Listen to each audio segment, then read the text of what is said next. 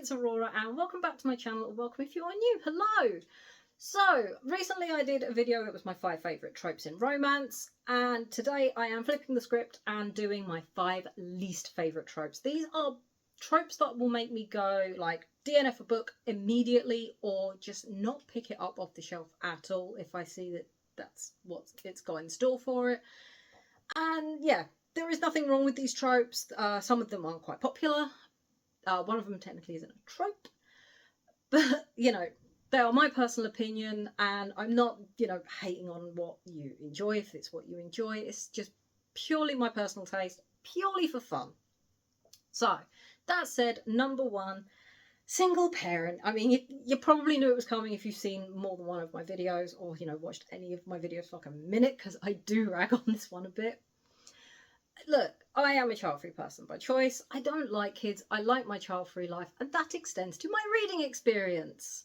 I don't want to hear about this single dad or how amazing he is with kids, and the same with single mums. I don't want to read about single mums either. This isn't like a guy thing. I just don't care for it. I like spicy romance. I do not want to go from like interacting with kids to like Spice Seed. It's just, ugh, no, weird, no, don't like it. I just will not pick the book up. And I feel like this trope has actually been gaining in popularity because so many books I've picked up while I've been out, I look at the back and then it's like, he's a single dad. Nope. And it's a few of them and I'm like, oh God, these things are breeding. But I get it. It's actually a weirdly popular trope. Can't wrap my noodle around it, but I do have the maternal instinct of a set of Frenchies. Off the back of that, number 2, it is accidental pregnancy. Pregnancy gives me the ick. I have a full phobia of pregnancy, and I pretty much, have since probably my teens or whatever. The thought of being pregnant, the more I found out about it during like sex ed at school, I was like, no, absolutely not. That looks horrific. And something again, like starting out with like, you barely know this person. Maybe they had like a one-night stand. She's pregnant and it's like, oh my God, I must keep it. Yeah, have a kid with a guy you don't know. That can only go well. It's not like men can't walk out. Yeah, I'm really not a fan of accidental pregnancy. Any kind of pregnancy, if pregnancy suddenly happens in the book with the characters, I'm like, no, not going to happen. I will say this though, most of the books I read, the talk of being a parent does come up in the romances. It is very common. They're child-free romances, rarer than a rocking horse turd, which I think is a real shame. It is something I'd love to see more of, but that's a video for another day. I do think sometimes the talk can be done well. I'm a really big fan of the book Gloves Off by Stephanie Archer, which is the 4th Vancouver Storm book. And they do talk about having kids towards the end of the book. And it's more of a, if the right person came along, if the situation was right, yeah, I'm not against the idea. They did give me a vibe that they could end up like child-free, but, doing a lot of work with kids and supporting kids rather than having their own. I mean, the new book's just come out. Maybe she's already knocked up. It's a single dad trope, so I'm not reading it. Anyway, off of that subject, number 3. Let's get back on track. It is dark romance. It's not a trope, I know, but it is full of tropes I will not touch. Because here's the thing. I'm diagnosed with PTSD. I have mentioned this before. And they are triggering books by their nature, non-con, dub-con, stalking. I don't want night terrors. I'm fine. I'm not touching this. This is like a whole heap of no from me. But do you know what? I'm going to come out in defense of dark romance for a minute, because here's the thing.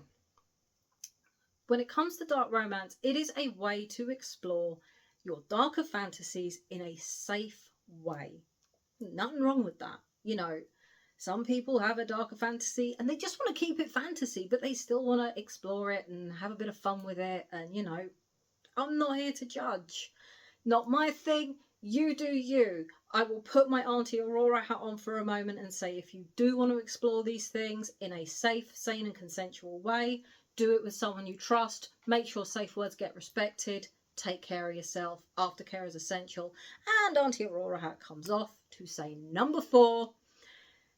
Love triangles, stroke white shoes. I am not stroking any white choosers. I have got some experience with non-monogamy, ethical non-monogamy. It ain't my thing, man. I have only had very bad, very toxic experiences with this. So I don't want to read about it because, yeah, I can just feel my body tensing up. Even like, oh God, I did that. It was horrible. I was so miserable. It's not for me in the least. I'm not saying all like ethical non-monogamy bad and toxic at all, because there are people who 100% make it work. They are happy. They are living their best lives. It's really not my experience though, unfortunately. So yeah, I just do not touch those ones. And love triangle, it's like I can't pick between the two. If that was me and it's like, I'm sorry love, I can't pick between you and this other bird, it's like, hey, I'm gonna make this easy for you. I'm off, bye bye, enjoy each other later, Tater. That story would be over quite fast if it was me. And finally, it's number 5, alpha males.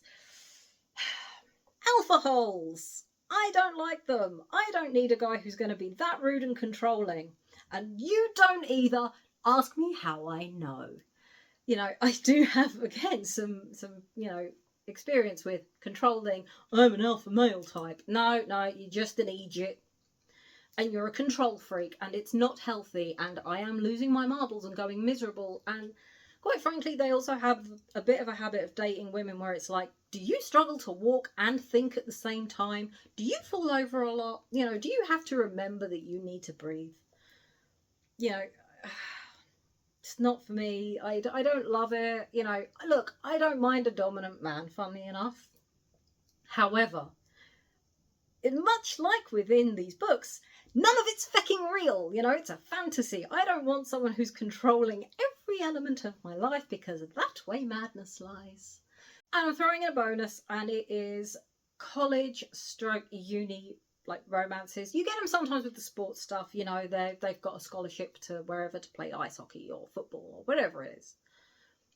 I don't really like them, not in any nasty way, and I don't care if you read them if that's what makes you happy, but I'm closer to 40 than I am to that age by quite a way. And yeah, I just feel a bit weird reading about these, like 18, 19, 20-year-olds having the most mediocre 45 seconds of their life. Okay, it's never written that way, but I remember being 18, 19, 20, and it is the most mediocre 45 seconds of your life. So that's all I've got for you today on that charming note. If you like any of these tropes, let me know why you love them. If you agreed with my list, I would love to hear some agreement. Please stoke my ego a little bit. I want to hear your ick lists as well. And, do give me a like if you liked the video. Give me a subscribe if you are feeling generous. It really does help my itty bitty little channel to grow. Have a wonderful rest of your day. Have a wonderful rest of your week. And I will see you next week for another video. Take care, guys. Bye.